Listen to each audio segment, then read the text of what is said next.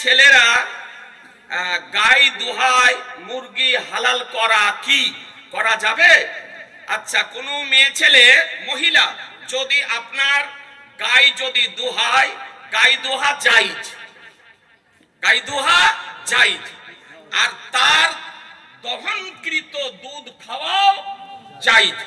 তবে যদি কোনো মহিলার স্তনে দুগ্ধ যদি অতিরিক্ত থাকে তবে সতর্কতা অবলম্বন করে গায়ের দুগ্ধ দহন করবে। কথা বুঝতে পারলেন?